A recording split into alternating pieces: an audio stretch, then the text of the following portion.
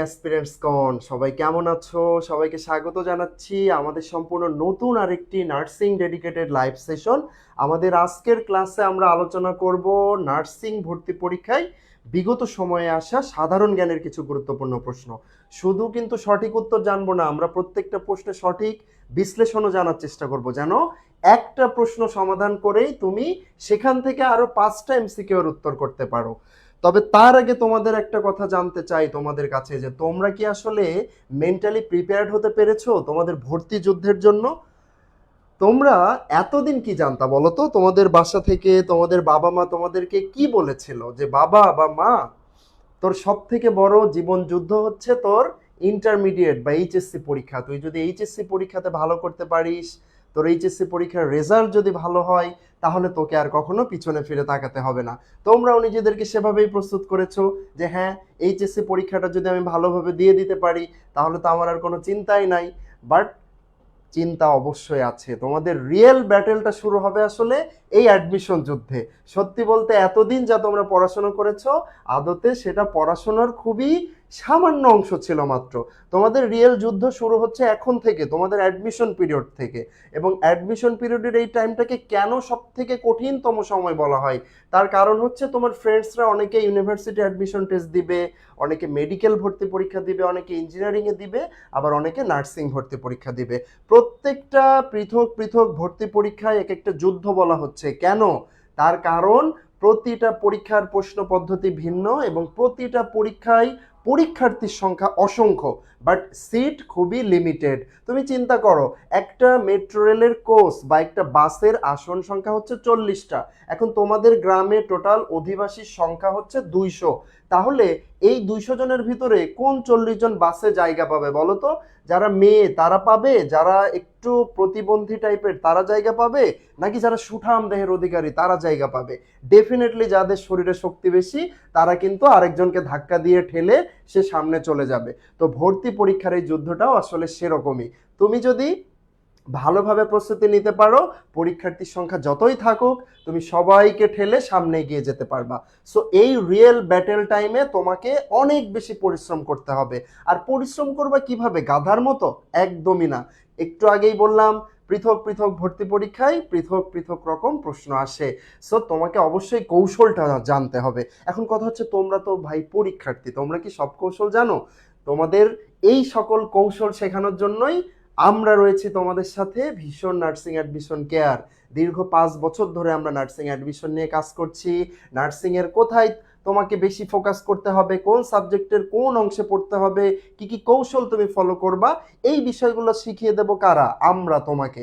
আর তোমরা আমাদের এই গাইডলাইন্স ফলো করে জাস্ট একটু পরিশ্রম করবা ভাই। তোমরা একটু পরিশ্রম যদি আমাদেরকে দিতে পারো, আমার বিশ্বাস আমাদের গাইডলাইন্স তোমাদেরকে তোমাদের যে লক্ষ্য সেই লক্ষ্যে পৌঁছে নিয়ে যাবে। তো যেটা বলছিলাম, আজকে আমরা কি শিখবো? সাধারণ জ্ঞানের গুরুত্বপূর্ণ কিছু প্রশ্ন, যে প্রশ্নগুলো বিগত বছরে নার্সিং ভর্তি পরীক্ষায় এসেছে। তো তোমরা সবাই রেডি তো ক্লাসটা করার জন্য? আর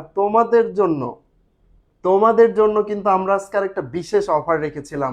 নিশ্চয়ই তোমরা জানো যে তোমাদেরকে আজকে আমরা এই ক্লাস থেকে একজন লাকি উইনার, আমাদের ভীষণ নার্সিং অ্যাডমিশন কেয়ারের যে বইগুলা রয়েছে, এই যে বইগুলা, এক সেট বই, যারা ডিপ্লোমা নার্সিং এবং ডিপ্লোমা ইন মিডওয়াইফারি পরীক্ষা দিবা তাদের জন্য এই বইটা, এবং যারা বিএসসি নার্সিং পরীক্ষা দিবা তাদের জন্য এই বইটা, এবং পৃথকভাবে উভয় কোর্সের শিক্ষার্থীরাই আমাদের কোশ্চেন ব্যাংক বইটা পেয়ে যাবা। আমাদের বইয়ের মূল্য হচ্ছে 500 টাকা। এই 500 টাকার মূল্যের বইটা কিন্তু আমরা সম্পূর্ণ ফ্রিতে তোমাদেরকে দিয়ে দিব। বাট কিছু করণীয় কিন্তু তোমাদের আছে। কি কি করণীয় আছে আমরা অলরেডি তোমাদেরকে বলেছিলাম। এই লাইভটা অবশ্যই তোমার প্রোফাইলে শেয়ার করতে হবে, প্রথম কাজ। দ্বিতীয় কাজ হচ্ছে, লাইভ ক্লাসের কমেন্টে তোমার 10 জন এইচএসসি 26 অথবা এইচএসসি 25 ব্যাচের বন্ধুকে মেনশন করতে হবে। তারপরে কি করবা? আমাদের ফ্রি হোয়াটসঅ্যাপ গ্রুপে তোমার 5 জন এইচএসসি 26 বা 25 ব্যাচের স্টুডেন্টকে যুক্ত করবা। এবং আজকের যে ক্লাসটা তোমাদের হবে, সেই ক্লাসে সর্বোচ্চ সংখ্যক যারা সঠিক উত্তর দিতে পারবে তাদেরকেও কিন্তু আমরা কি করব? তাদেরকে আমরা এই যে শর্তগুলো বললাম, এই শর্তগুলো পূরণ করতে পারলে তারা আমাদের ফ্রি বইটা পেয়ে যাবে। আর এই বইটা আমরা কিভাবে তোমাদের কাছে পৌঁছে দিব? 1 ঘন্টা পরে, ক্লাস শেষ হওয়ার 1 ঘন্টা পরে আমরা কিন্তু অ্যানাউন্স করব যে আমাদের আজকের বই উইনারকে।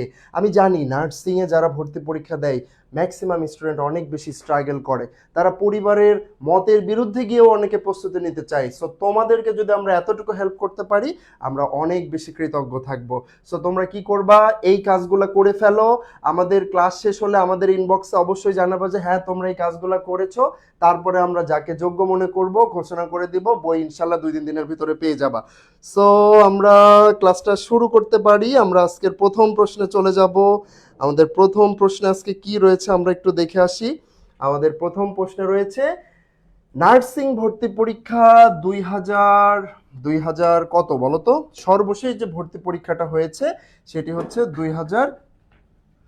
হচ্ছে 2026 সাল। 2026 সালের যে ভর্তি পরীক্ষাটা হয়ে গেল সেই পরীক্ষায় আসা কয়েকটা প্রশ্ন, এইগুলা অধিকাংশ প্রশ্নই গত বছরের প্রশ্ন। এই প্রশ্নটা এসেছিল বিএসসি নার্সিং এ। তাহলে প্রশ্নটা একটু দেখি। শহীদ ডাক্তার মিলন যে আন্দোলনের সাথে সম্পৃক্ত তা হলো, এই প্রশ্নটা দেখে কি একদম আনকমন লাগছে? আনকমন লাগলেও প্রশ্নটা কিন্তু নার্সিং ভর্তি পরীক্ষায় আসছে। সো তোমাদের কাছে এখন আনকমন লাগলেও তোমরা নেক্সট 2-3 মাসের ভিতরে আমার বিশ্বাস সাধারণ জ্ঞানের সব খুঁটিনাটি বিষয় যখন পড়ে ফেলবা এই প্রশ্নগুলো তোমাদের কাছে আর কোনো ম্যাটারই মনে হবে না। তাহলে আচ্ছা, স্বর্ণা বলছে ভাইয়া 3 নাম্বারটা কমপ্লিট। Very good. তোমরা একটু ইনবক্সে জানাই দিও যে তোমরা এই কাজগুলো করেছো। এখন মোস্ট ইম্পর্টেন্ট সব থেকে গুরুত্বপূর্ণ পার্ট, অবশ্যই কিন্তু তোমাকে সঠিক উত্তর কমেন্ট করতে হবে। তাহলে দেখি কে কে জানে এই প্রশ্নের সঠিক উত্তরটা। শহীদ ডাক্তার মিলন যে আন্দোলনের সাথে সম্পৃক্ত তা হলো 69-এর গণ অভ্যুত্থান, 24-এর গণ অভ্যুত্থান, 90-এর গণ অভ্যুত্থান নাকি ভাষা আন্দোলন? একটু কমেন্ট করো। একটা কমেন্টও কি এসেছে সঠিক উত্তরের? আমরা কিন্তু সঠিক উত্তর একজন হইলেও করতে হবে, তারপরে আমরা আমাদের ক্লাসটা শুরু করব। ঠিক আছে, আমাদের যে ব্যাখ্যা অংশটা সেটা শুরু করব। আচ্ছা দেখি তো কে কমেন্ট করলো সবার আগে। আচ্ছা আমার কাছে ক্লাসটাই আসতেছে না, আমি যার জন্য কমেন্টই দেখতে পারতেছি না। একটু টাইম দাও তোমরা আমাকে, দেখি সবার আগে কে সঠিক উত্তরটা দিল। আচ্ছা, আশরাফুল আলম বলেছে বি, তাসনিয়া বলেছে সে 1 নাম্বারটা কমপ্লিট করেছে। ওকে ভেরি গুড, 1 নাম্বারটা কমপ্লিট করেছো। পরের কাজটা এখন করো। এখন দেখি আমরা সঠিক উত্তরটা একটু জানার চেষ্টা করি। দেখো এই প্রশ্ন থেকে শুধুমাত্র সঠিক উত্তর জানলেই হবে না, তোমাদের একটা ট্রিক্স বুঝতে হবে যে এই টাইপের প্রশ্ন আসে, অর্থাৎ প্রত্যেকটা আন্দোলনের কি ক্যারেক্টার বা কি ফিগার কে কে ছিল, কার নেতৃত্বে আন্দোলনটা হয়েছিল, কার এগেইনস্টে আন্দোলনটা হয়েছিল, এবং ওই আন্দোলনে যারা মারা গিয়েছিল তাদের ভিতরে মেইন ক্যারেক্টার কারা। তো দেখো আমরা ভাষা আন্দোলন থেকে যদি শুরু করি, ভাষা আন্দোলন হয়েছিল 1952 সালে। তো সেখানে রফিক সালাম বরকত অনেকেই মারা গিয়েছিল আমরা জানি। তো সেখানে ভাষা আন্দোলনের ব্যাপার আসলে নির্দিষ্ট কেউ মারা গেছে এরকম না, বেশ কয়েকজন মারা গিয়েছিল। বাট এই যে এখান থেকে 90, 69, 24 সবার আগে আসতেছে 1969, তাই না? 1969 সাল। তোমরা কি জানো এই 1969 সালের আন্দোলনটা কার এগেনস্টে হয়েছিল? আইয়ুব খান, শব্দটা মনে রাখবা। আইয়ুব খান, পাকিস্তানের যে স্বৈরশাসক আইয়ুব খানের বিরুদ্ধে এই আন্দোলনটা হয়েছিল, 69-এর গণ অভ্যুত্থান। তো এই গণ অভ্যুত্থানে আইয়ুব খানের এগেনস্টে যখন বাঙালিরা একদম গর্জে উঠলো, তখন আমাদের যেটা ঢাকার যেটা সরোয়ার্দী মেডিকেলের সামনের যে এরিয়াটা যেটাকে আসাদ গেট বলা হয়, এই অংশে আসাদ নামক একজনের কি হয়, পাকিস্তানিদের গুলিতে আসাদ নামে একজন শহীদ হন।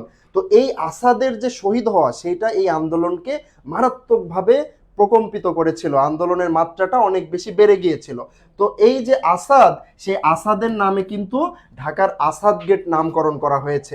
তো নার্সিং ভর্তি পরীক্ষায়ও এখান থেকে প্রশ্ন এসেছে একবার যে আসাদ গেট বা এই যে শহীদ আসাদ এটা কোন আন্দোলনের সাথে সম্পৃক্ত? কি বললাম? শহীদ আসাদ 69-এর গণ অভ্যুত্থানের সাথে সম্পর্কিত। 69-এর গণ অভ্যুত্থান আসলে কি ছিল? পাকিস্তানের স্বৈরশাসক আইয়ুব খানের বিরুদ্ধে যে গণ অভ্যুত্থানটা হয়েছিল। তারপরে আমরা চলে আসি 90 সালে, বাংলাদেশ অলরেডি স্বাধীন হয়ে গিয়েছে। এই 90 সালে বাংলাদেশের স্বৈরশাসক তখনকার যে জেনারেল এরশাদ, এই এরশাদের এগেনস্টে তার যে স্বৈর শাসন বা সামরিক শাসন, এই সামরিক শাসনের বিরুদ্ধে একটা গণ আন্দোলন গড়ে উঠেছিল। এবং সেই গণ আন্দোলনে ডাক্তার মিলন নামে একজন শহীদ হয়েছিলেন, ঢাকা মেডিকেলের ডাক্তার মিলন, ঢাকা মেডিকেল এরিয়াতে। এবং এই আমাদের শহীদ যে ডাক্তার মিলন, তার মৃত্যুর পরে, সে শহীদ হওয়ার পরে আন্দোলন একটা অন্য লেভেলের পূর্ণতা পেয়েছিল। তাহলে কি বললাম, ডাক্তার মিলন কার সাথে সম্পৃক্ত, 90-এর গণ অভ্যুত্থান। তারপরে আসলো কোনটা, 24-এর গণ অভ্যুত্থান। তোমরা সবাই কিন্তু 24-এর গণ অভ্যুত্থানের এক একজন সৈনিক, তাই না, এক একজন যোদ্ধা। তোমরা কি জুলাই যোদ্ধা বলো না নিজেদেরকে? তোমরা সবাই তো জেনজি জেনারেশনের, তাই না? প্রত্যেকেই নিজেদের মতো করে কিন্তু যুদ্ধে অংশগ্রহণ করেছিল। অনেকে প্রোফাইলকে লাল করেছো, অনেকে বিভিন্ন ঘটনাকে কি করেছো, প্রোফাইলে শেয়ার করেছো। প্রত্যেকটা ঘটনার কিন্তু এক একটা ইম্প্যাক্ট ছিল।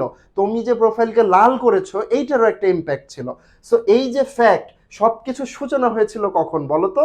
এই যে এই ব্যক্তি, নিশ্চয় মনে আছে নামটা, আবু সাইদ, রংপুরের বেগম রোকেয়া বিশ্ববিদ্যালয়ের শহীদ আবু সাইদ।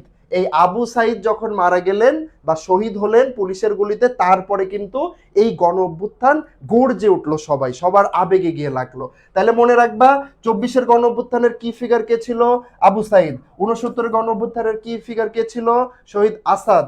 90-এর গণ অভ্যুত্থানের কি ফিগার কে ছিল, ডাক্তার মিলন। আর ভাষা আন্দোলনে তো অনেকগুলো নাম আছে, ঠিক আছে? আই হোপ তোমরা সবাই ক্লিয়ার বিষয়টা। তাহলে আমরা 2 নাম্বার প্রশ্নে চলে যাচ্ছি। 2 নাম্বার প্রশ্নে যাওয়ার আগে বলতে চাই, এইচএসসি পরীক্ষা শেষ হয়েছে, আর বসে থাকার সময় নাই। তোমার একটা ফিক্সড রুটিন, ফিক্সড টার্গেট নিয়ে সামনে আগাতে হবে। অনেকে বিএসসি নার্সিং পরীক্ষা দিবে, অনেকে ডিপ্লোমা নার্সিং, অনেকে মিডওয়াইফারি।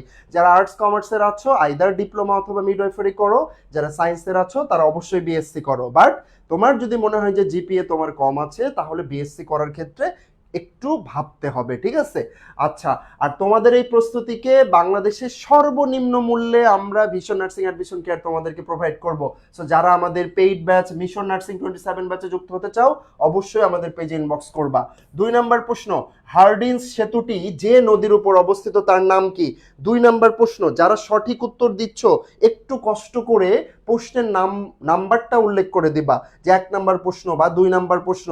তাহলে কি হয়, আমাদের বুঝতে সুবিধা হয়। তাহলে একটু বলো তো, যে সমস্ত ভাইয়া পুরা ক্লাসটা দেখছো, হার্ডিঞ্জ সেতুটি যে নদীর উপরে অবস্থিত, এটা ভালো জানবে কারা জানো? যারা খুলনা বিভাগের লোক, যাদের বাড়ি কুষ্টিয়াতে, যাদের বাড়ি হচ্ছে ভেড়ামারা বা ঈশ্বরদী পাবনা, ঠিক আছে, যাদের বাড়ি ঝিনাইদহ, যাদের বাড়ি রাজবাড়ী, এই অংশের মানুষ এই প্রশ্নের উত্তরটা সহজভাবে দিতে পারবে। একটু ট্রিক্স দিয়ে দিলাম তোমাদেরকে। তাহলে তোমরা একটু সঠিক উত্তর জানিয়ে দাও, তারপরে আমরা ব্যাখ্যাটা জানি। আমরা তোমাদের নার্সিং ভর্তি পরীক্ষা প্রস্তুতিকে আরো সহজ করার চেষ্টা করব, আরো সহজ করার চেষ্টা করব। কিভাবে? এই যে সহজ সহজ ট্রিক্স তোমাদের সাথে শেয়ার করে, সহজ সহজ ট্রিক্স শেয়ার করে। কারণ তুমি এক্সট্রা যখনই পড়তে যাবা তখনই ভাইয়া কট খেয়ে যাবা। কি বললাম? যখন প্রয়োজনের অতিরিক্ত পড়তে যাবা তখনই তুমি কট খেয়ে যাবা। কোনোভাবেই ভর্তি পরীক্ষায় প্রয়োজনের অতিরিক্ত পড়া যাবে না। আর এখানেই অন্য কোচিং এর সাথে ভীষণ নার্সিং এর পার্থক্য। অন্য কোচিং যেমন দেখো, যারা বিএসসি নার্সিং পড়বা, তোমাদেরকে যদি জিজ্ঞেস করি ভাইয়া বলো তো জৈব যৌগ চ্যাপ্টারটা তোমাদের জন্য কতটুকু গুরুত্বপূর্ণ, সবাই চোখ বন্ধ করে বলবা ভাই এটা তো খুবই গুরুত্বপূর্ণ, এখান থেকে তো মাস্ট 2-3টা প্রশ্ন আসবে। বাট মজার বিষয় হচ্ছে জৈব যৌগ থেকে একটা প্রশ্ন আসবে না, হাইয়েস্টলি একটা বা একটা প্রশ্ন আসতে পারে, তাও খুবই বেসিক। তাইলে তুমি যদি না জানতা যে আসলে এই অংশ থেকে প্রশ্ন আসে কিনা, তাইলে কট খেয়ে যাইতা না। জৈব যৌগতে তোমার অনেক এফোর্ট দেওয়া লাগতো। সো এই বিষয়গুলো মাথায় রাখতে হবে। তাহলে প্রশ্ন ছিল, হার্ডিঞ্জ সেতুটি যে নদীর উপর অবস্থিত তার নাম কি? গড়াই, পদ্মা, যমুনা, কুমার। মনে রাখবা, হার্ডিঞ্জের পাশাপাশি আরেকটা সেতু আছে, সেটা হচ্ছে লালন শাহ সেতু।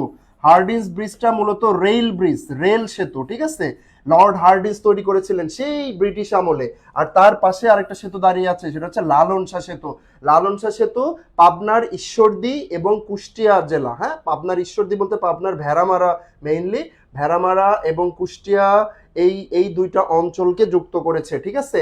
এবং কোন নদীর উপরে সেটা হচ্ছে পদ্মা নদী। যারা উত্তর করেছো বি, তাদের উত্তর সঠিক হয়েছে, পদ্মা নদীর উপরে এটা অবস্থিত। বাট এই অংশ থেকেই গুরুত্বপূর্ণ আরো কিছু তথ্য তোমাদের জানতে হবে।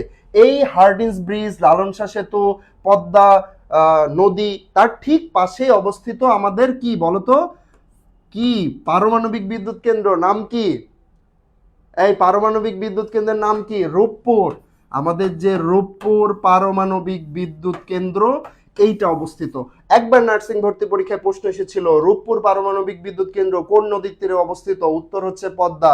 সেকেন্ড ফ্যাক্ট, রূপপুর পারমাণবিক বিদ্যুৎ কেন্দ্র কোন দেশের সহযোগিতায় পরিচালিত হচ্ছে? সেটা হচ্ছে রাশিয়ার রাষ্ট্রীয় পারমাণবিক একটা সংস্থা আছে রোসাটম।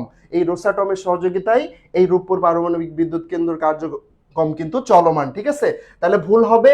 এই তথ্যগুলো যদি ভুল করো ভাই, তাইলে কিন্তু ভর্তি পরীক্ষায় ধরা খেয়ে যাবা। বললাম ভর্তি পরীক্ষা এমন এক যুদ্ধ যেখানে 100 জন ক্যান্ডিডেট থাকবে, চান্স পাবে একজন, মাথায় রাখো, খুব সাবধান, এখানে কোনো ভুলের জায়গা নাই।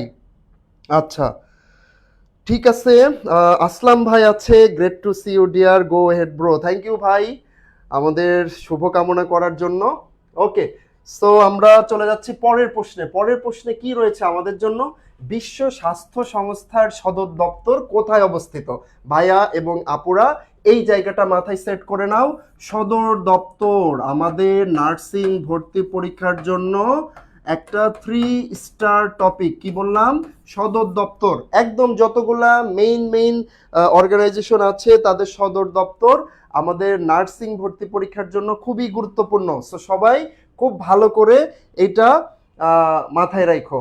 আমি বলবো তোমরা একটু সঠিক উত্তরটা জানিয়ে দাও, আমি আরো অনেক কিছু শেখাবো এখান থেকে। তবে তার আগে বলছি তোমাদের ফ্রেন্ডসদেরকে মেনশন দিচ্ছ তো?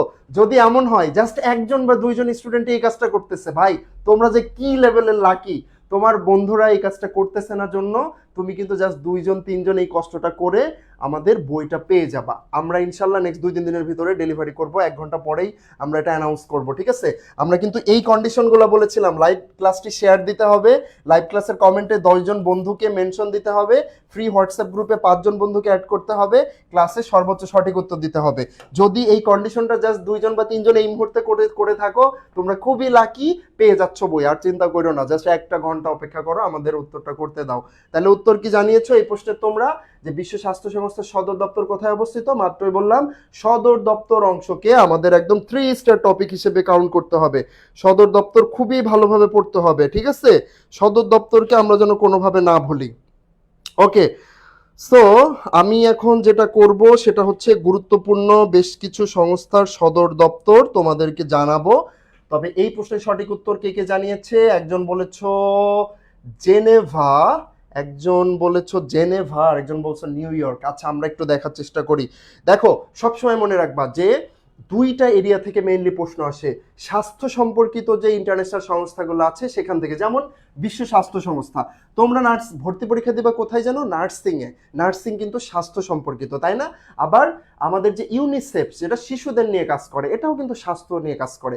আবার তোমরা হচ্ছে কি, তোমরা হচ্ছে নার্সিং প্রফেশনটা মেয়েদের একটা আধিক্য আছে, সো মেয়ে রিলেটেড যত অর্গানাইজেশন আছে সেগুলোও তোমাদের জানতে হবে। আবার বাংলাদেশে কিছু সংস্থা আছে যাদের সদর দপ্তর দক্ষিণ এশিয়ার আশেপাশে যে বড় বড় সংস্থাগুলো আছে এগুলো আমাদের জানতে হবে। তাহলে আমরা কয়েকটা গুরুত্বপূর্ণ সংস্থা সদর দপ্তর একটু দেখি। ইউনাইটেড নেশনস বা জাতিসংঘের সদর দপ্তর কোথায়? New York. মনে রাখবা খুব সুন্দর করে, এখান থেকে প্রশ্ন আসে, জাতিসংঘ বা ইউনাইটেড নেশনস তার সদর দপ্তর কোথায়? New York. বিশ্ব স্বাস্থ্য সংস্থা মাত্রই বললাম এর সদর দপ্তর হচ্ছে জেনেভা। যারা উত্তর করেছো এ, তাদের উত্তর সঠিক। নেক্সট হচ্ছে আমাদের ইউনিসেফ যেটা শিশুদের নিয়ে কাজ করে, এর সদর দপ্তরও নিউ ইয়র্কে। বিশ্ব স্বাস্থ্য সংস্থার সদর দপ্তর জেনেভায়, ইউনাইটেড নেশনস বা জাতিসংঘের সদর দপ্তর নিউ ইয়র্কে, ইউনিসেফের সদর দপ্তরও নিউ ইয়র্কে। 3টা কি মানে সংস্থা, এই 3টা থেকে প্রশ্ন সর্বাধিক আসে। ঠিক আছে, আরেকটা আছে ইউনেস্কো যেটা কি জাতিসংঘের সংস্কৃতি বিষয়ক সংস্থা। ইউনেস্কো এর সদর দপ্তর কোথায়? প্যারিস, ফ্রান্সের রাজধানী প্যারিসে অবস্থিত ইউনেস্কো। এটাও মনে রাখো, প্রত্যেকটা তথ্য মনে রাখতে হবে তোমাদের, কোনোভাবেই ভুল করা যাবে না। এরপরে আরেকটা আসে, সেটা হচ্ছে ফাও কি যেন ভাইয়া?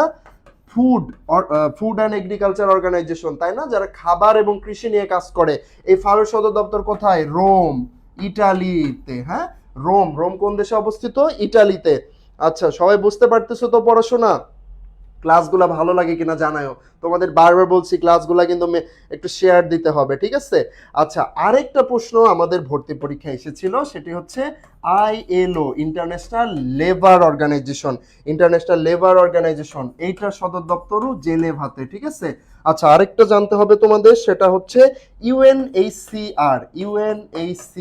এই সংস্থাটার নাম শুনেছো কি কেউ? তোমরা জানো তো বাংলাদেশে অসংখ্য রোহিঙ্গারা আছে বর্তমানে, এই রোহিঙ্গাদের নিয়ে প্রচুর আলোচনা হয়। তো জাতিসংঘের শরণার্থী শরণার্থী বিষয়ক সংস্থা হচ্ছে এই ইউএনএইচসিআর। কি বললাম? জাতিসংঘের শরণার্থী বিষয়ক সংস্থা।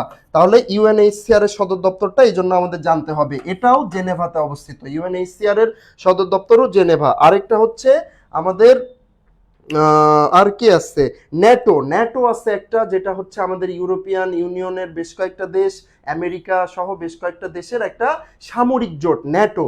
এই ন্যাটোর সদর দপ্তর হচ্ছে ব্রাসেলস, বেলজিয়ামের ব্রাসেলসে, ঠিক আছে। আচ্ছা, ওআইসি তোমাদের যেটা হচ্ছে আমাদের কি বলে ইসলামিক সহযোগিতা সংস্থা, যেটা ওআইসি, ওআইসি সদর দপ্তর কোথায়? সৌদি আরবের জেদ্দাতে। সার্ক, তোমাদের জন্য সব থেকে কমন একটা জিনিস, সার্ক, আমাদের শহীদ প্রেসিডেন্ট জিয়াউর রহমান যেটার স্বপ্নদ্রষ্টা ছিলেন, এই সার্কের সদর দপ্তর কোথায়? নেপালের রাজধানী কাঠমান্ডুতে, ঠিক আছে। তারপর হচ্ছে আসিয়ান, আসিয়ানের সদর দপ্তর কোথায়? ইন্দোনেশিয়ার জাকার্তাতে। এগুলা কোনোভাবেই ভুল করা যাবে না। আই হোপ যেগুলা বললাম তোমরা বুঝতে পেরেছো। যদি বুঝে থাকো তাহলে আমরা চলে যাচ্ছি আজকের পরের প্রশ্নে। পরের প্রশ্নে কি রয়েছে তোমাদের জন্য? পরের প্রশ্নে রয়েছে বাংলাদেশের জাতীয় পাখির বৈজ্ঞানিক নাম কি? খুব দারুণ একটা প্রশ্ন। এইটা যারা বিজ্ঞান বিভাগের স্টুডেন্টরা আছে তারা হয়তো তুলনামূলকভাবে সহজে উত্তর করতে পারবে। তোমরা একটু জানিয়ে দাও যে বাংলাদেশের জাতীয় পাখির বৈজ্ঞানিক নাম কি। বেশ কয়েকটা অপশন রয়েছে, যারা সঠিক উত্তর জানাবা, সঠিক উত্তর দেওয়ার পরেই আমরা কিন্তু এটার ব্যাখ্যা অংশ জানার চেষ্টা করব। যারা ক্লাসটা দেখছো তোমাদের আবারও স্মরণ করিয়ে দিচ্ছি, ভর্তি পরীক্ষায় কত ঘন্টা পড়তে হবে, একটা গুরুত্বপূর্ণ প্রশ্ন তোমরা করো। দেখো, এক টাইপের স্টুডেন্ট আমরা আছি মেধাবী, আরেক টাইপের স্টুডেন্ট আছি আমার মতো গাধা স্টুডেন্ট। সব রকম স্টুডেন্টই কিন্তু আমরা ভর্তি পরীক্ষার সময় থাকি। তো অ্যাকচুয়ালি ভর্তি পরীক্ষায় কারা ভালো করে জানো? যারা কনসিস্টেন্ট থাকে, ধারাবাহিক থাকে, প্রথম থেকে শেষ পর্যন্ত নির্দিষ্ট পরিমাণে পড়ে। অনেকে থাকে না দিন রাত চোখ বন্ধ করে পড়ে, না এটা নয়, কনসিস্টেন্টলি তোমাকে নির্দিষ্ট সময় ধরে পড়তে হবে। আর নার্সিং ভর্তি পরীক্ষার প্রশ্ন হয় সহজ। প্রশ্ন সহজ হওয়ার কারণে যারা তুলনামূলক ভালো স্টুডেন্ট তাদের জন্য জিনিসটা নেগেটিভ। ভালো স্টুডেন্টরা কঠিন প্রশ্নের উত্তর করতে পারে, বাট যারা একটু তুলনামূলক স্টুডেন্ট, কি বলবো, তুলনামূলক দুর্বল স্টুডেন্ট, তারা এগিয়ে যায়। কারণ প্রশ্ন সহজ, যারা অল্প ইনপুট দিয়েছে তারাও ভালো করার সুযোগ থাকে, যারা অনেক পড়েছে তাদের জন্য একই সুযোগ, ঠিক আছে। তুমি চিন্তা করো, ধরো একটা ভার উত্তোলন প্রতিযোগিতা, এই যে ওয়েট গেইন করে না, তোমরা অলিম্পিক গেমসে দেখছো না যে ওয়েট নিয়ে উপরে উঠায়।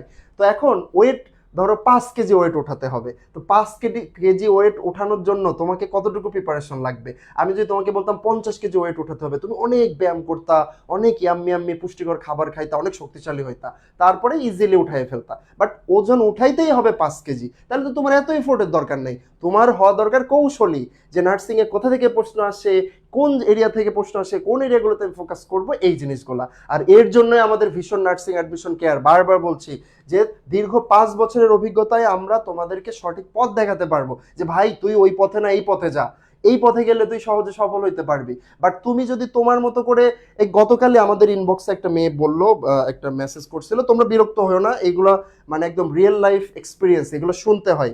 গতকাল আমাদের একটা মেয়ে নক করে বললো যে ভাইয়া আমি একটা প্রাইভেট মেন্টরের কাছে পড়তাম নার্সিং ভর্তি পরীক্ষার জন্য, আরেকটা অফলাইন ব্রাঞ্চে আমি ভর্তি হয়েছিলাম, নাম বলবো না সেই কোচিংয়ের। তো বললো যে ভাইয়া আমাকে এত পরিমাণে ওরা পড়া দিত, প্রচুর পড়া দিত, আমার মেন্টর যিনি ছিলেন তিনিও প্রয়োজনের অতিরিক্ত আমাকে পড়াইছে, কিন্তু আমার রিপোর্টের কোনো ঘাটতি ছিল না ভাই, আমি প্রচুর কষ্ট করছি কিন্তু আমার চান্স হয় নাই। পরে যেটা দেখলাম প্রশ্ন খুবই সহজ আসছে, আমি আসলে বেশি পড়ে ফেলছি। তো এই যে বেশি পড়ে ফেলা, কেন বেশি পড়ে ফেললো সে? কারণ সে সঠিক গাইডলাইন্স পায় নাই। সে যদি সঠিক গাইডলাইন্স পাইতো তাইলে কিন্তু তার এই সমস্যাটা হতো না। সেই জন্য বলছি যে তোমরা যারা ক্লাসটা দেখছো প্লিজ তোমরা এই জায়গাটা ভুল করো না ভাই। আমরা অনেক চিল্লাচিল্লি করেও কিছু জায়গায় হেরে যাই। কেন হেরে যাই জানো? কারণ নার্সিং এ অনেক ব্যবসায়ী কোচিং আছে, ওরা অনেক টাকা পয়সা নিয়ে বসে, অনেক সাজানো গোছানো সেট আপ দিয়ে কাজ করে। তোমরা অনেকে জাস্ট বাইরের চেহারাটা দেখে ভিতরে প্রবেশ করো, বাট ভিতরে প্রবেশ করার পরে ভুলটা বুঝতে পারো কখন জানো? যখন চান্সটা মিস করো। সো এই ভুলটা করো না, প্রথম থেকে সিরিয়াস থাকো। যাই হোক, কথা এক্সট্রা হয়ে যাচ্ছে। আমি জিজ্ঞেস করেছিলাম যে বাংলাদেশের যে জাতীয় মানে বিষয়গুলো আছে তার বৈজ্ঞানিক নাম কি। এখানে দেখো জাতীয় পাখি নাম কি জানো? জাতীয় পাখির নাম কি? কাক, তাই না? মজা করলাম, কাক না, জাতীয় পাখির নাম হচ্ছে দোয়েল। তাহলে দোয়েলের বৈজ্ঞানিক নাম কি? যারা উত্তর করেছো এ, কপসিকাস সাউলারিস, উচ্চারণ ব্যক্তিভেদে ভিন্ন হতে পারে। কপসিকাস সাউলারিস এটা হচ্ছে দোয়েলের বৈজ্ঞানিক নাম। তাহলে যারা একটু বোকা স্টুডেন্ট তারা কি করবে, ভাই এই প্রশ্নটা আসছে একদম ঠাড়ায় মুখস্থ করে ফেলবে। বাট যারা একটু চালাক স্টুডেন্ট তারা কি করবে জানো, তারা একটু বোঝার চেষ্টা করবে যে কিরে ভাই জাতীয় পাখি থেকে প্রশ্ন আসলো, তাহলে তো পরের বার জাতীয় ফুল থেকে আসতে পারে, জাতীয় পশু থেকে আসতে পারে। সো এই বিষয়গুলো তোমাদের মাথায় রাখতে হবে। তাহলে আমরা একটু দেখে নিই যে অন্যান্য যে বিষয়গুলো আছে। এই যে আমি তোমাদের ক্লাস নিচ্ছি, আমাকে কি মানুষ মনে হয় না গরু মনে হয় বলো তো? নিশ্চয় মানুষই মনে হচ্ছে, যদি মজা না করো আর কি। তো মানুষের বৈজ্ঞানিক নামটা কিন্তু জানতে হবে, সেটা কি বলো তো? Homo sapiens. এই খাতায় লিখে নিও ভাই, অনেক কষ্ট করে লিখতেছি এগুলা, প্রচুর গরম, তোমরা একটু কষ্ট করো, কষ্ট না করলে কখনো ভালো কিছু অর্জন হবে না। তাহলে মানুষের বৈজ্ঞানিক নাম কি? Homo sapiens. আর এই যে বললাম জাতীয় বিষয়গুলো, তাহলে জাতীয় বিষয়গুলোর ভিতরে আমরা কোনটা দেখবো এরপরে? বাঘ, বিশেষ করে আমাদের যে royal Bengal tiger, royal Bengal টাইগারের বৈজ্ঞানিক নাম কি? Panthera, sorry Panthera tigris. হ্যাঁ, প্যান্থেরা টাইগ্রিস, মনে রাখো এটা। হ্যাঁ, প্যান্থেরা টাইগ্রিস হচ্ছে রয়্যাল বেঙ্গল টাইগারের বৈজ্ঞানিক নাম, আমাদের জাতীয় পশু রয়্যাল বেঙ্গল টাইগার। তারপরে রয়েছে কি? দোয়েল। দোয়েলেরটা তো জাস্ট দেখলা, কপসিকাস সাউলারিস, এ নাম্বার অপশন। আর জাতীয় কি বাকি থাকলো? আরেকটা গুরুত্বপূর্ণ জিনিস, সেটা হচ্ছে শাপলা ফুল। শাপলা ফুলের বৈজ্ঞানিক নাম থেকে অনেক সময় প্রশ্ন চলে আসতে পারে। শাপলা ফুলের বৈজ্ঞানিক নাম কি? এই যে দেখো, নিমফিয়া। হ্যাঁ, নিমফিয়া নৌচালি না, নৌচালি অনেকে নোয়াখালী বলে ফেলে, যাই হোক এটা ভুল করা যাবে না। শাপলার বৈজ্ঞানিক নাম হচ্ছে নিমফিয়া নৌচালি, বাঘের হচ্ছে প্যান্থেরা টাইগ্রিস, মানুষের হচ্ছে হোমো স্যাপিয়েন্স, দোয়েল পাখির হচ্ছে কপসিকাস সাউলারিস। তাহলে যারা ডিপ্লোমা নার্সিং এ আছো তাদের জন্য জিনিসটা নতুন লাগতে পারে, বাট এগুলো পড়ে রাখবা, সবসময় মনে রাখবা, সহজ জিনিসগুলা যেন কোনোভাবে আমরা ভুল না করি, যে জায়গাগুলো থেকে সবসময় প্রশ্ন আসে। তাহলে পঞ্চম প্রশ্নে চলে যাই। পঞ্চম প্রশ্নে যাওয়ার আগে প্রশ্ন তোমাদের কাছে, তোমরা যে কয়েকজন লাইভে ক্লাসটি দেখছো, তোমরা কোন জেলা থেকে ক্লাসটা দেখছো আমি একটু দেখতে চাই। আমাদের আজকের সেশনে কোন অঞ্চলের মানুষ বেশি আসছে, কোন জেলা থেকে আজকের ক্লাসটা দেখছো, একটু কষ্ট করে জানিয়ে দাও, একটু কষ্ট করে জানিয়ে দাও। অনেকেই খুব সুন্দর করে কমেন্টে জানাচ্ছে। রাইহানা ফেরদৌস রুমি খুবই মানে ইয়ে করতেছে আমাদের সাথে, তার ইন্টারাকশন খুবই ভালো। রুমির মতো আরও স্টুডেন্ট চাই যারা এত বেশি বেশি কমেন্ট করে, আমরা অ্যাকচুয়ালি কমেন্ট দেখতে চাই তোমাদের থেকে। যে প্রশ্নটা করেছিলাম সেটি হচ্ছে বাংলাদেশের কোন প্রান্ত থেকে, তোমার হোম ডিস্ট্রিক্টটা একটু কমেন্ট করো, আমরা একটু দেখি যে কোন অঞ্চলের মানুষ বেশি আজকে। রাইসা দেখতেছে দিনাজপুর থেকে। হ্যাঁ, রাইসা দেখতেছে দিনাজপুর থেকে। আর কেউ আছে কি? শুধু একজনই দেখতেছে, আমার কথা কি স্পষ্ট শোনা যায় না নাকি? তৌফিকা ইয়াসমিন দেখছে বগুড়া থেকে, বগুড়া থেকে। পূর্ণিমা দেখছে গাজীপুর থেকে। নূরা তাবাসসুম দেখছে পিরোজপুর থেকে। রাইহানা নওগাঁ থেকে। কাজী নাদিয়া দেখছে চাঁদপুর থেকে। সন্ধ্যা তারা নীলফামারী থেকে। সোমায়া রাজবাড়ী থেকে। মুশফিকা তানজিন দিনাজপুর থেকে। তাজমিনা আক্তার দিনাজপুর থেকে। আচ্ছা, তাসনিয়া বিনতে ফারিন ঢাকা থেকে। নুসরাত জাহান লবনা গাজীপুর থেকে। এই স্বাধীন, একটু খেয়াল করো কোন জেলার মানুষ বেশি, হ্যাঁ নার্সিংয়ে কাদের ইন্টারেস্ট বেশি। আচ্ছা, আশরাফুল আছে শেরপুর থেকে। ইমরুল হাসান আছে টাঙ্গাইল থেকে। উম্মে বিথি আছে ব্রাহ্মণবাড়িয়া থেকে। উম্মে বিথি আমাদের পেইড ব্যাচে যুক্ত হয়েছে কিন্তু। উম্মে বিথি তুমি আর কয়েকটা দিন ধৈর্য ধরো, আমরা প্ল্যান করছি নেক্সট মাসের প্রথম থেকে পেইড ব্যাচের ক্লাসগুলো শুরু করার জন্য, ঠিক আছে? আচ্ছা, হুমায়রা হাসান রোজা আছে যশোর থেকে। হুমায়রা হাসান রোজা আমার এলাকার মানুষ, আমার বাসা কিন্তু ঝিনাইদা। আচ্ছা, স্বর্ণা আছে বগুড়া থেকে। আচ্ছা, আরবি নাম একজনের বগুড়া থেকে। হুমায়রা হাসান রোজা যশোর রাজবাড়ী। ওকে ফাইন, ঠিক আছে, থ্যাঙ্কস সবাইকে এত সুন্দরভাবে ইন্টারঅ্যাক্ট করার জন্য। So, আমরা চলে যাচ্ছি পরের প্রশ্নে। ক্রিকেট খেলার সাথে সম্পর্কিত শব্দ হলো, এই যে ভাই মেয়ে মানুষের প্রফেশন, যারা প্রশ্ন করে তারা কিন্তু খেলাধুলা থেকে প্রশ্ন করে, একটু মজা নেয় তোমাদের সাথে। ছেলেদের কাছে এই প্রশ্নগুলো কিচ্ছু না, তারা খুব সহজেই উত্তর করতে পারে। বাট যিনি প্রশ্নকর্তা উনি জানে যে এখানে বেশি বেশি মেয়েরা এক্সাম দেয়, সো খেলাধুলা থেকে একটা প্রশ্ন দিলেই তাদেরকে আটকে দেওয়া যাবে, তাই না? সো যদি পরীক্ষায় দেখো তোমার পাশে কোনো ভাইয়া বসতে পরীক্ষা দিতে, এই প্রশ্নটা কিন্তু অবশ্যই তাকে জিজ্ঞেস করবা যে ভাই এটার সঠিক উত্তর কি হবে। আমার বিশ্বাস ছেলেরা এটা সঠিক উত্তরটা দিবে, নইলে মনে করবে যে এই ছেলে মনে হয় খেলাধুলা করে না, তাই না? আচ্ছা, ক্রিকেট খেলার সাথে সম্পর্কিত শব্দ কোনটা, এই প্রশ্ন থেকে একটু ট্রিক্স খাটাতে হবে তোমাদের, ঠিক আছে? কি ট্রিক্স খাটাবা? ট্রিক্সটা হচ্ছে যে যেহেতু এই টাইপের প্রশ্ন আসলো, সো আমি ফুটবল খেলার সাথে সম্পর্কিত শব্দগুলা, হকি খেলার সাথে সম্পর্কিত শব্দগুলা, ব্যাডমিন্টন খেলার সাথে সম্পর্কিত শব্দগুলা সবকিছু একটু পড়ি, যদি এগুলা পড়ো তাহলে দেখবা যে খেলাধুলা থেকে যে প্রশ্নগুলো আসছে সেটা খুব সুন্দর করে তুমি উত্তর করতে পারছো, ঠিক আছে? আচ্ছা, ক্রিকেট খেলার সাথে সম্পর্কিত শব্দ কোনটা? গোল। গোল মানে কি? গোল কোন খেলার সাথে? ক্রিকেট খেলায় কি গোল হয়? কয়েকদিন আগেই ফুটবল বিশ্বকাপ হয়ে গেল, আমার বিশ্বাস ছেলে মেয়ে নির্বিশেষে সবাই তোমরা খেলা দেখেছো। সো সেখানে অবশ্যই তোমরা জানো যে ফুটবল খেলাই অ্যাকচুয়ালি গোল হয়। অফসাইড, অফসাইড টার্মটাও পরিচিত হওয়ার কথা। জাস্ট কয়েকদিন আগে ফুটবল বিশ্বকাপ দেখেছো, গোল হওয়ার পরে গোল বাতিল হয়ে যেত, তাই না? হয়েছে নাকি এরকম? গোল হওয়ার পরে বাতিল হয়ে গিয়েছে, তো এইগুলো মূলত অফসাইড জনিত কারণে। তাহলে গোল এবং অফসাইড দুইটাই হচ্ছে ফুটবল খেলার সাথে সম্পর্কিত। র্যাকেট, র্যাকেট কি রে ভাই? অনেকে গ্রাম এলাকায় বলে যে র্যাকেট খেলবো, আসলে খেলাটার নাম হচ্ছে ব্যাডমিন্টন, বাট ব্যাডমিন্টন না বলে বলে যে র্যাকেট খেলবো। ব্যাডমিন্টন খেলার সময় যে ব্যাটটা তোমরা ইউজ করো, ফেদার যেটা, ফুল যেটা, ফেদারের উপরে যেটা দিয়ে বাড়ি দাও ওইটাই হচ্ছে র্যাকেট। আর র্যাকেট দিয়ে যাকে বাড়ি দাও অর্থাৎ ফেদার বা ফুল যেটা, এটার নাম হচ্ছে ফেদার বা ফর্ক বলে, হ্যাঁ? তাহলে র্যাকেট খেলার সাথেও সম্পর্কিত না। ওভার, ওভার মানে কি? ওভার মানে ক্রিকেট খেলার সাথে সম্পর্কিত একটা ফ্যাক্ট। ওভার মানে হচ্ছে 6বার বল করলে একটা ওভার হয়। একজন বোলার, বোলার মানে কি? যে বল করে। আর ব্যাটসম্যান মানে কি? যে ব্যাটিং করতে দাঁড়ায়। তো এইখানে একজন বোলার 6টা বল করার পরেই তার অংশ পরিপূর্ণ হয়ে যায়, তারপর আবার নতুন একজন বোলার এসে নতুন ওভার শুরু করে। 6 বলে 1 ওভার। তাইলে ওভার শব্দটা কিসের সাথে সম্পর্কিত? ক্রিকেট খেলা। বুঝতে পারলাম তো সঠিক উত্তরটা? ওকে,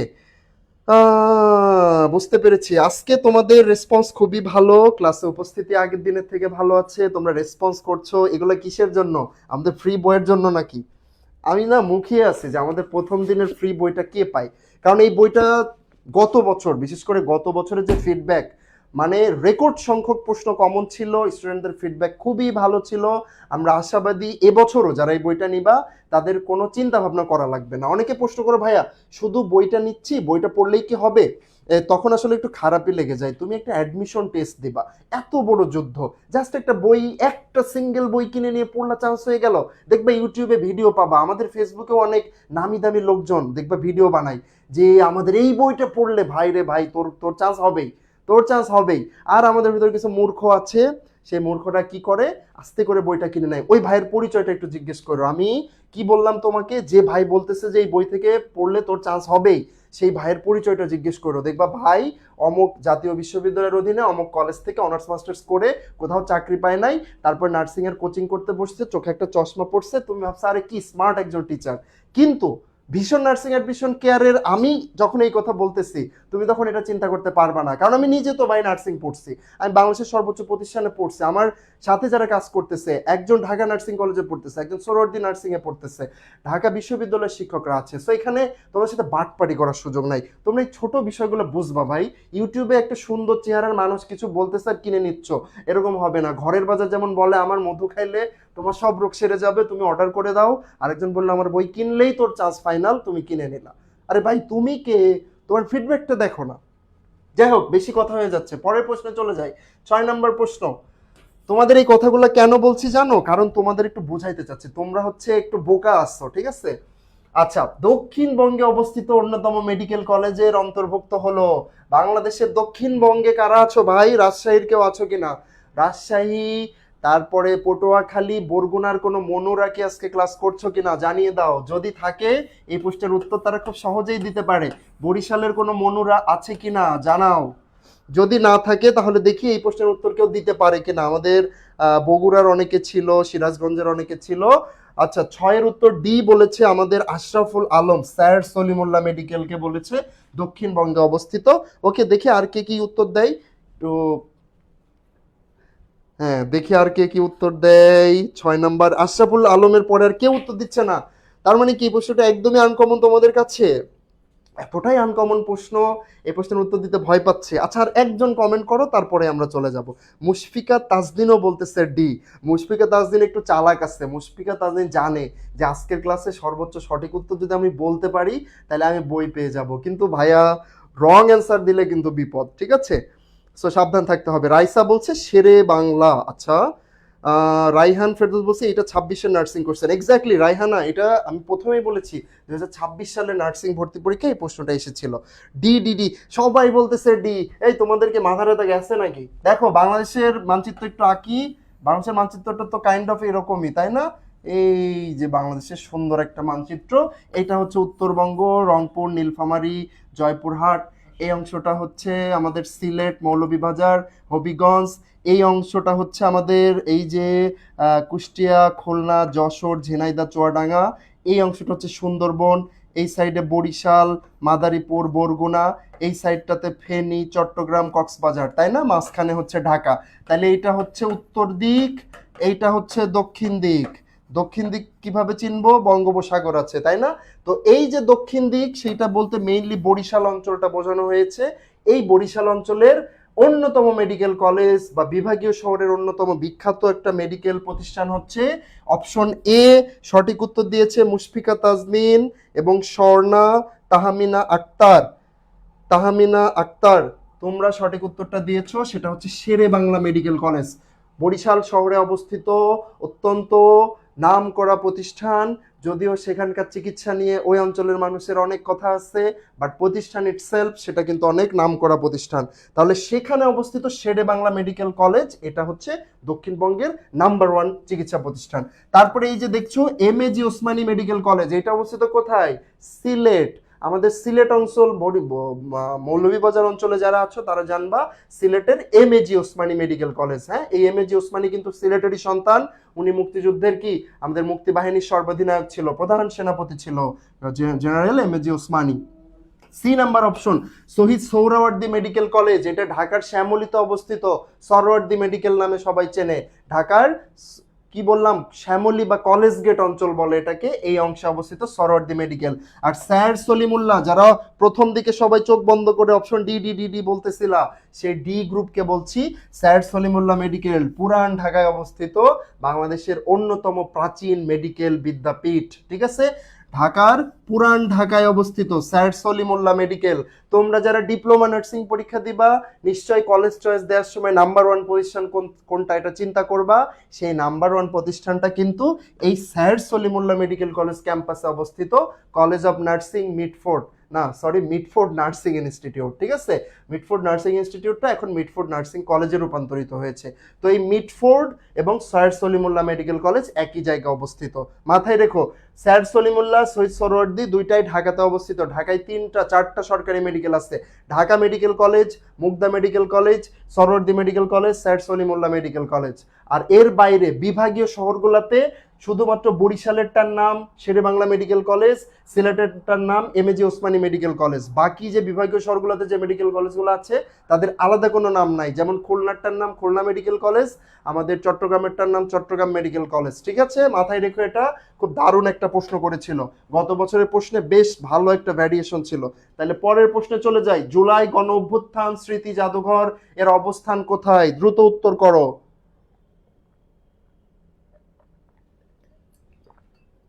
জুলাই গণ অভ্যুত্থান স্মৃতি জাদুঘর, এই যে জুলাই নিয়ে কত কথা, তাই না?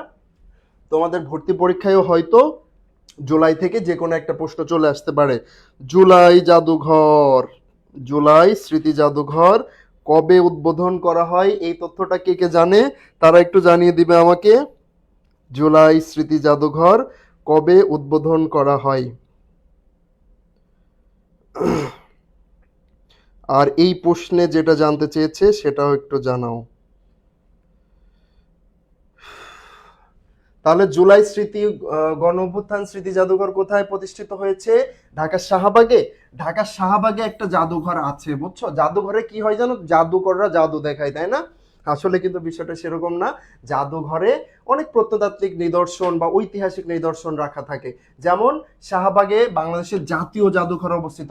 আমি যে ক্যাম্পাসে পড়াশোনা করেছি, বাংলাদেশ মেডিকেল বিশ্ববিদ্যালয় বা পিজি হাসপাতাল যেটা বলে, সেটার সাথে একদম লাগানো, বাংলাদেশ মেডিকেল বিশ্ববিদ্যালয় ক্যাম্পাসের সাথে লাগানো বাংলাদেশের জাতীয় জাদুঘর।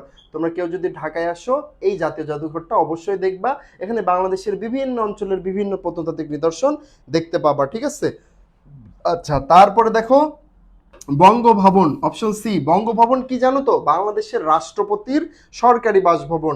বাংলাদেশের রাষ্ট্রপতির সরকারি বাসভবনকে কি বলা হয়? বঙ্গভবন। আর গণভবন কি জানো? বাংলাদেশের প্রধানমন্ত্রীর রাষ্ট্রীয় বাসভবন ছিল আগে, এখন আর নাই। গণভবনে আগে বাংলাদেশের প্রধানমন্ত্রী তোমাদের হাসু আপা থাকতো, বাট এখন আর নাই।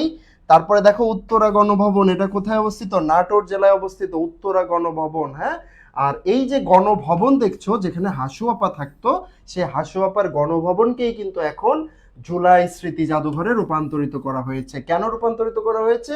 কারণ ওই যে 5ই আগস্ট যখন আমাদের হাসুয়াপা বাংলাদেশ থেকে চলে গেল, তখন কিন্তু ছাত্র জনতারা ওইটার ভিতরে ঢুকে ভাঙচুর চালাইছে, ওখানকার জিনিসপত্র চুরি করছে, বিভিন্ন রকম সিনারিও ওখানে তৈরি হয়েছিল।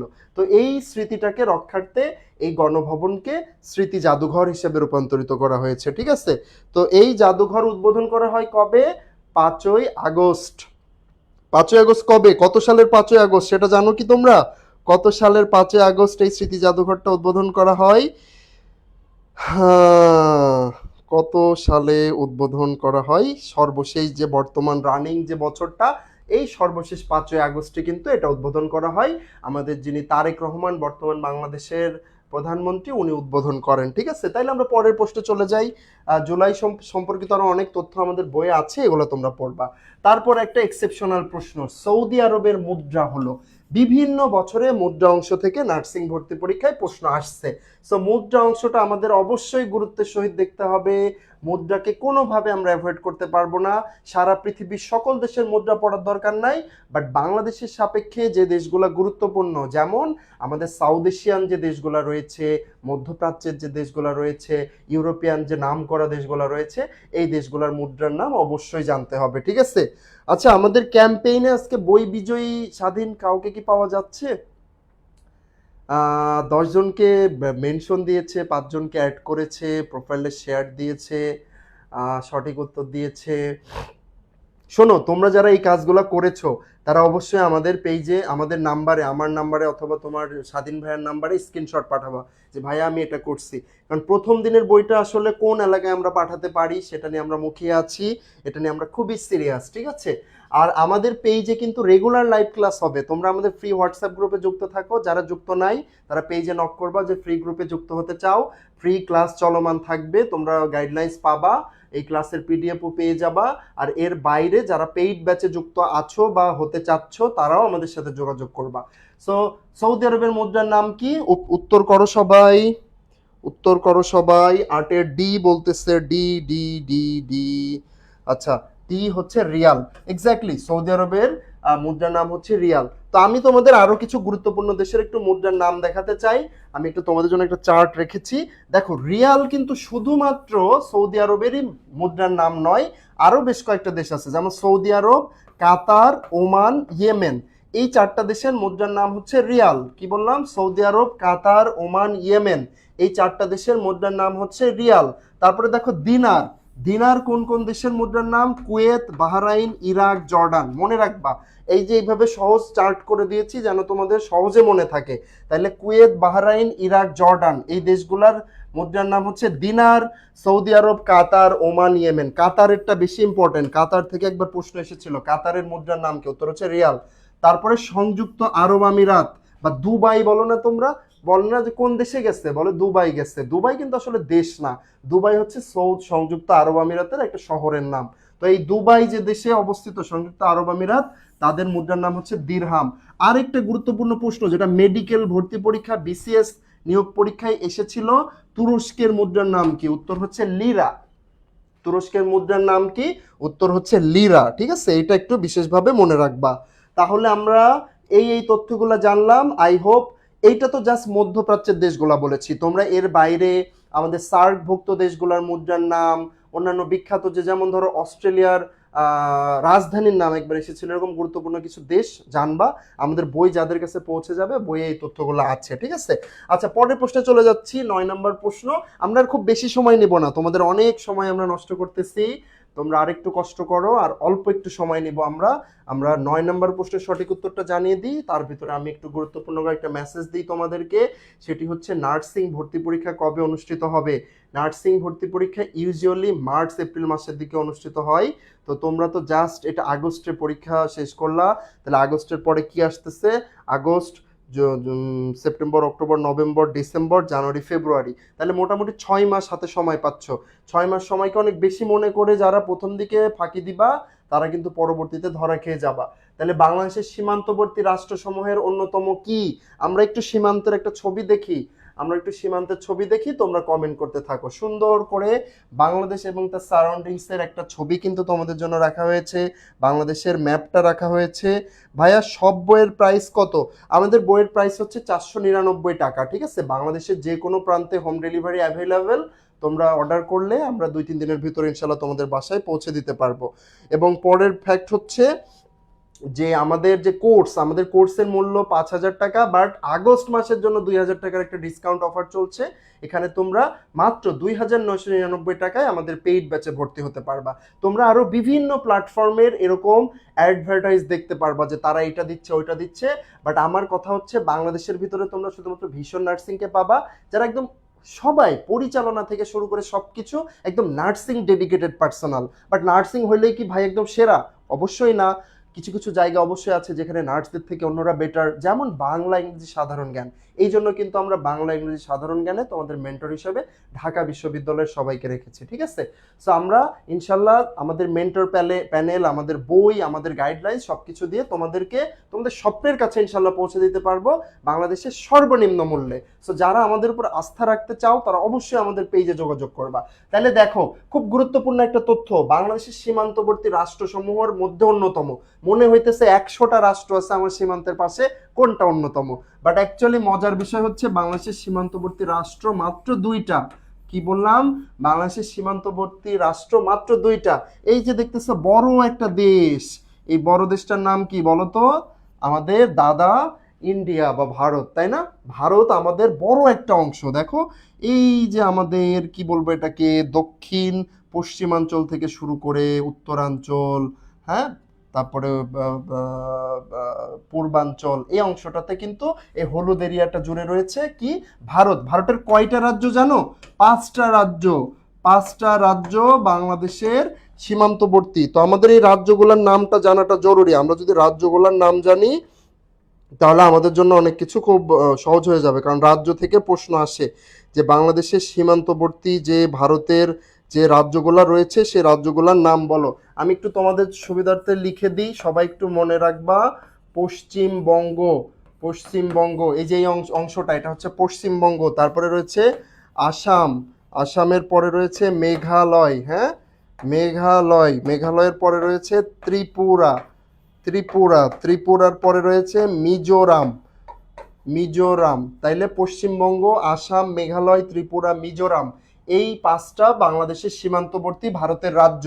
আর এই পাশে দেখতেছো এটা হচ্ছে নীল কালারের যেটা, এটা হচ্ছে মায়ানমার বা মিয়ানমার বা বার্মা। এই বার্মা বাংলাদেশের সীমান্তবর্তী দ্বিতীয় রাষ্ট্র, আর কোনো রাষ্ট্র নয় বাংলাদেশের সীমান্তে। আর দক্ষিণ দিকে অবস্থিত বে অফ বেঙ্গল বা বঙ্গোপসাগর। তাহলে তোমরা গুরুত্বপূর্ণ কি কি জানলা? বাংলাদেশের সীমান্তবর্তী রাষ্ট্র 2টা, ভারত এবং মায়ানমার। বাংলাদেশের সীমান্তবর্তী ভারতের রাজ্য 5টা, পশ্চিমবঙ্গ, আসাম, মেঘালয়, ত্রিপুরা এবং মিজোরাম। এর বাইরে আরেকটা তথ্য জানো, বাংলাদেশের সীমান্তবর্তী মানে বাংলাদেশের যে সীমান্তবর্তী জেলা সেটা হচ্ছে 32টা। ভারতের সাথে, ভারতের সাথে কয়টা? ভারতের সাথে বাংলাদেশের সীমান্তবর্তী জেলার সংখ্যা 32টা। মায়ানমারের সাথে বাংলাদেশের সীমান্তবর্তী জেলার সংখ্যা 3টা। এবং ভারত এবং মায়ানমার 2 দেশের সাথেই সীমান্ত সংযোগ রয়েছে বাংলাদেশের একমাত্র জেলার, সেটা হচ্ছে রাঙ্গামাটি। কি বললাম? বাংলাদেশের ভারত এবং মায়ানমার 2টা দেশের সাথেই বাংলাদেশের সীমান্ত সংযোগ রয়েছে, সেটা হচ্ছে রাঙ্গামাটি, ঠিক আছে? সো সীমান্ত সংক্রান্ত এই তথ্যগুলো তোমাদের জানতে হবে। আচ্ছা, আরেকটা প্রশ্ন আসছে একবার নার্সিং ভর্তি পরীক্ষায়, বাংলাদেশের কোন বিভাগের সাথে ভারতের কোনো সীমান্ত সংযোগ নাই? সেটা হচ্ছে এইখানে অবস্থিত বাংলাদেশের বরিশাল বিভাগ, ঠিক আছে? বরিশাল বিভাগের সাথে কোনো সীমান্ত সংযোগ নাই। ওকে, আমরা পরের প্রশ্নে চলে যাচ্ছি। তোমাদের জন্য আজকের শেষ প্রশ্ন, যারা এত কষ্ট করে এত সময় অপেক্ষা করে আমাদের ক্লাসটা দেখলা তাদের জন্য আজকের লাস্ট কোশ্চেন। এবং এই ক্লাস শেষ হওয়ার 1 ঘন্টার ভিতরে আমরা আজকের ক্লাসের বই বিজয়ীর নাম ঘোষণা করব।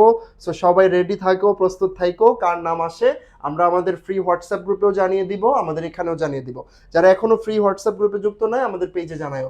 স্বাস্থ্যসেবায় যুগান্তকারী খাবার স্যালাইন উদ্ভাবিত হয় কোন দেশে? তোমরা খাবার স্যালাইন খাও না, ডায়রিয়া হলে বা বমি হলে ওর স্যালাইন খাও, ওর স্যালাইনটার নামই হচ্ছে খাবার স্যালাইন। তাহলে খাবার স্যালাইন কোন দেশে উদ্ভাবিত হয়েছিল? দেখি তো এই প্রশ্নের সঠিক উত্তর কে কে করে। এই প্রশ্নের সঠিক উত্তর আচ্ছা, সোমায়া আফরোজ সবগুলোই ডান। রায়হানা ফেরদৌস রুমিও বলছে অল ডান। শোনো, যারা কাজটা কমপ্লিট করেছো টাস্ক, তারা একটু কষ্ট করে আমাদের ফ্রি হোয়াটসঅ্যাপ গ্রুপে তোমাদের স্বাধীন ভাইয়ের যে হোয়াটসঅ্যাপ নাম্বারটা আছে ওখানে নক করে একটু তোমাদের ওটা একটু জানাবা যে ভাইয়া আমি সব কিছু কমপ্লিট করেছি, একটু স্ক্রিনশটগুলো দিলে বেশি বেটার হয়। হ্যাঁ, ওকে, পেজে নয়, আমাদের ওই যে স্বাধীনের নাম, তোমাদের স্বাধীন ভাইয়ের নাম্বারে নক করবা, ঠিক আছে? আচ্ছা, বাংলাদেশ, বাংলাদেশ বলছে সোমায়া আফরোজ, রাইসা, আর আরবি নাম আছে আমাদের একটা আপুর, তাজমিনা আক্তার বলছে বি, সবাই বলছে বাংলাদেশ। ওকে, দ্যাট মিনস তোমরা জানো বিষয়টা। দেখো, অ্যাকচুয়ালি আইসিডিডিআরবি এই একটা প্রতিষ্ঠান আছে, আইসিডিডিআরবি, ঢাকার মহাখালীতে অবস্থিত। তোমাদের বায়োলজি ক্লাস নেবে তোমাদের অমিত ভাইয়া, কলেজ অফ নার্সিং শেরেবাংলা নগরের থেকে পড়াশোনা করছে বিএসসি, সে কিন্তু এই প্রতিষ্ঠানে চাকরি করত, নার্সিং পড়াশোনা করে শেষ করে এই প্রতিষ্ঠানে চাকরি করত। তো এই আইসিডিডিআরবি মূলত মানে একটা ইন্টারন্যাশনাল, একটা মাল্টি ন্যাশনাল একটা কোম্পানি তো না, একটা প্রতিষ্ঠান।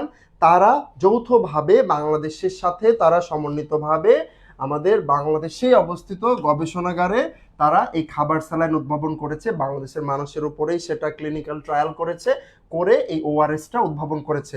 এই ওর স্যালাইনটা খুব যুগান্তকারী একটা আবিষ্কার ছিল, কারণ এই ওর স্যালাইন আবিষ্কারের পূর্বে ডায়রিয়া জনিত কারণে প্রচুর মানুষ মারা গিয়েছে, ঠিক আছে? তাহলে এটা জানবা বাংলাদেশের কোন প্রতিষ্ঠান, আইসিডিডিআরবি, তারা খাবার স্যালাইন উদ্ভাবন করে, ঠিক আছে? তাহলে এই তথ্যগুলা হচ্ছে আমাদের আজকের ক্লাসের বেসিক তথ্য। আমরা মোটামুটি চেষ্টা করেছি নার্সিং ভর্তি পরীক্ষায় 2026 সালে আসা প্রশ্নগুলো থেকে কিছু প্রশ্ন, সব শেষ করতে পারি নাই, কিছু প্রশ্ন সমাধান করার জন্য। আই হোপ তোমাদের ক্লাসটা ভালো লেগেছে। আমাদের পেজে প্রতিদিন তোমরা ফ্রি ক্লাস পাবা, আমাদের পেইড ব্যাচেও ভর্তি চলমান, তোমাদের কাছ থেকে খুব ভালো সাড়া পাচ্ছি আমরা। আর যারা এখনো বিভিন্ন মানে কি বলবো, মানে খুব সুন্দর রসালো অ্যাডভার্টাইজ দেখে মুগ্ধ হয়ে সেখানে যাইতেছো, একটু অপেক্ষা করো, হুট করে ভর্তি হয়ে যেও না, কয়েকটা জিনিস চিন্তা করো তারপরে ভর্তি হয়েও। আমাদের ভীষণ নার্সিং এর দরজা তোমাদের জন্য খোলা।